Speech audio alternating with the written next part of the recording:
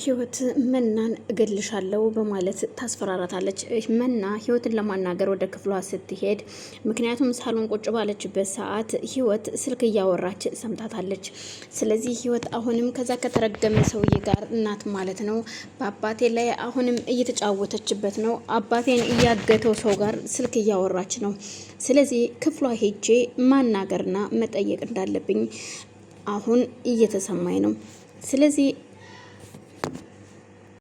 እናም ህይወት ይህን ሁሉ ነገር ካደረገችና ካወራች በኋላ እንደምትናገራትና ሪከርድ እንደምታደርጋት ታስባለች። ስልኳን አዘጋጅታ ወደ ህይወት መኝታ ቤት ትሄዳለች። ህይወት ስልክ እያወራች ነበር። አሁንም ከዛው ከተለመደው ከፍቅረኛዋ ጋር እያወራች ነው።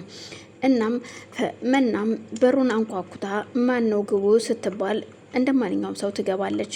ክፍል ከገባች በኋላ ላናገርሽ ፈልጌ ነበር፣ ችግር አለ? ስራ ላይ ከሆንሽ ልመለስ ህይወት ስትላት አይ በፍጹም ነይ መግባት ትችያለሽ ትላታለች። እሷ ስልኩን የዘጋችው ቆይ መልሼ እደውልልሃለሁ፣ ምናልባት መና መሰለችኝ የመጣችሁ፣ እሷን አዋርቼ እደውልልሃለሁ ብላ ስልኩን ዘግታለች።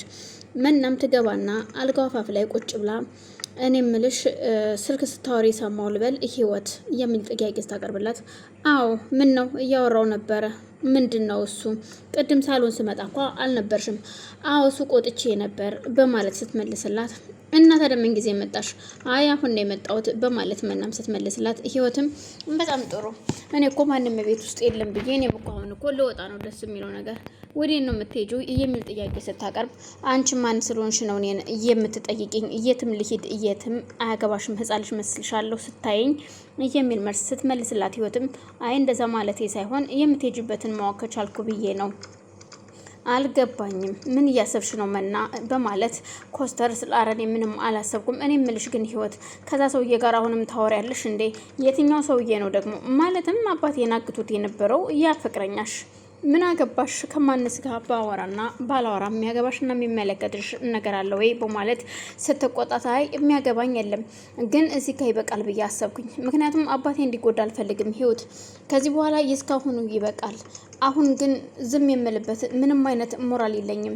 ሁሉም ነገር እውነቱ እንዲወጣ ፈልጋለሁ። እዚህ ላይ ማቆም አለበት። ስሚ እኔ እኮ ልጄ እንዲያገባሽ ፈልጌ መሰለሽ? ልጄ ስለወደደሽ ብቻ ነው እንጂ እንድታገቢው አልፈልግም ልጄን። ጭራሽ ደግሞ አንድ አትፈልጊው።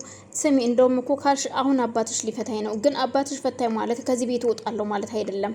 እስከፈለኩት ጊዜ እንድቀመጥ ፍቃዱን አግኝቻለሁ። ህይወትን በዛን ሰዓት እጅግ ተናዳ ስለነበረ መናም እሺ ምንም ችግር የለውም በማለት ስልኳን ሪከርድ እያደረገች ትጠብቃታለች። አውርታ እስኪጨርስ ከጠበቀቻት በኋላ እሺ ምን ማድረግ አለብኝ ታዲያ? አሁን እዩልሽ ህይወት፣ ከዚህ በላይ በአባቴ ላይ እንድትጫወችበት አልፈልግም። ከዚህ በኋላ ይበቃል። እስከ ዛሬ ብዙ ነገር ችዬ ዝም ብዬሻለሁ። ከእንግዲህ ግን አይ ይበቃል። ለማንኛውም አሁን ይህን ያህል ካወራን የሚበቃን መሰለኝ። እኔ ልሂድ በቃ። ልትወጭ ነው አደለ በማለት ስትላት እኮ ወዴት ነው የምትሄጂው? ቆይ ነይ ቁጭ በይ። አይ በቃ አያስፈልግም። ከአንቺ ጋራ ብዙ መነጋገር ትርፉ ብስጭት ነው። ሌላ ምንም አይነት ትርፍ አላገኝበትም። ስለዚህ አያስፈልግም። አሁን ልትሄጂ ነው?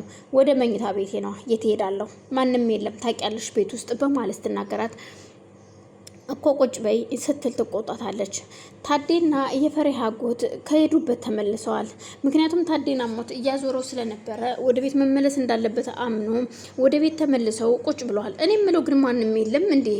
ደምስ ምንድነው? ቤቱ ባዶ ነው፣ ሳጭር ብሏል።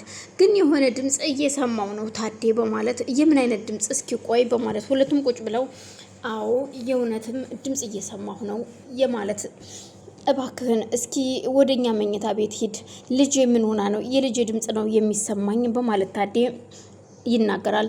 እሺ ችግር የለውም ታዴ አንተ ቁጭ በል እኔ ልሄድ በማለት የፈሪሃ አጎትም ወደ እነ ህይወት ክፍል ይሄዳል። መና ልትወጣ ስትል ህይወት ይዛት አምጩ ስልክሽን ስትል ለምን ፈለግሽው? ስልኬን ለምን ሰጥሻለሁ? ስልኩ እኮ የኔ እንጂ ያንቺ አይደለም ስትላት ያወራሁትን ሁሉ ሪከርድ አድርገሽዋል። በፍጹም ሪከርድ አላደረኩኝም። ከፈለግሽ ልምልልሽ እችላለሁ። ስለዚህ ምንም ነገር እንድጠይቅኝ አልፈለግም። ስልኩ ደግሞ የራሴ ነው አልሰጥሽም በማለት መናም ትይዛታለች። ሁለቱም እየተከራከሩ ያለ በመሀል ህይወት ትይዛትና መናን መሬት ትጥላታለች። በዛን ሰዓት መና ስትጮህ የፈሪሃ አጎትም እየተንደረደረ ይገባል። በሩን ከፍቶ ሲገባ ሲገባ ህይወት ትደነግጣለች። ቆይ አንቺ ምን እያደረግሽ ነው በማለት በያዘው ዱላ እንደ ሲመታት እኮ እኔን የመታኝ አንተ ጥንብ ባላገር በማለት የፍሬሃን አጎት እየተሳደበች አፍጥጣይኗን ወደሱ ትመጣለች። ጭራሽ ደግሞ ወደ እኔ አፍጥጣሽ ትመጫለሽ እንዴ? ምን እያደረግሻ ነው ልጅቷን በማለት ሲናገራት ምናም ከወደቀችበት ተነስታ ከፈሪሃ አጎት ጀርባ ትቆማለች። እዩልህ እኔ እናንተ አልጨረስንም፣ ገና ያልጨረስነው ብዙ ነገር አለ። ጭራሽ አሁንም መታኸኝ። አንተ ልጅህን አልነካውብህም እኮ የራሴን ልጅ ነው እየመታዋት፣ አይመለከትህም በማለት አፍሽን ዝጊ፣ አሁን ካጠገቤ ዞር በይ በማለት እሱም ተናግሯት መናን ይዟት ወደ ውጭ ይወጣል። ታዲያ ሞት ስለነበረ ወደ እዛው ሳሎን ጋደም ብሏል ሶፋ ላይ። መናም ለአባቴ ቆይ አትንገረው አሁን ደክሞታል መሰለኝ በማለት እሷም ወደ ክፍሏ ሄዳ ቁጭ ትላለች።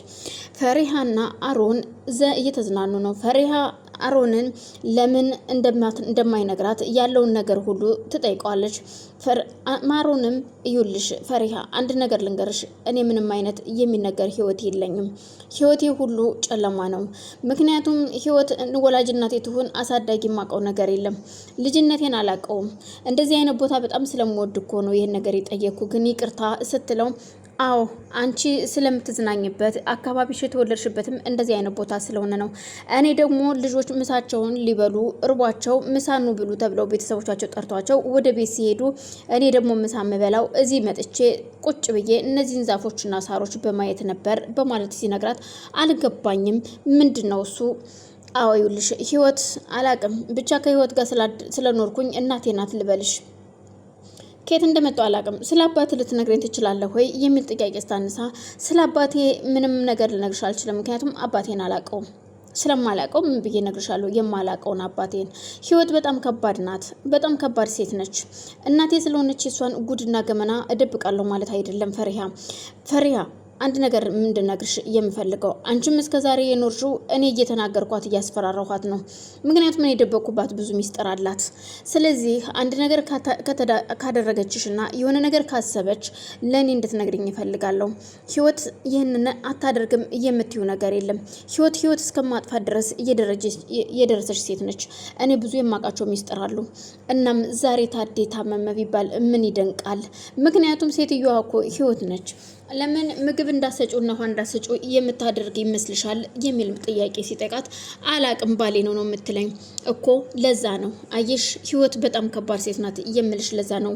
ፈሪሃ ህይወት የታዴን መድኃኒት ቀይራበታለች። ምክንያቱም የሆነ የሚያደነዝዝ እንቅልፍ የሚያስብል መድኃኒት ነው እየሰጠችው ያለችው። እኔም አውቄን የታገዝኳትኝ እና ምናንም እንድንጋባ እያደረገችው እሷ ናት። ግን ደግሞ ማግባት አልፈልግም። እኔና አንቺ መውጣት አለ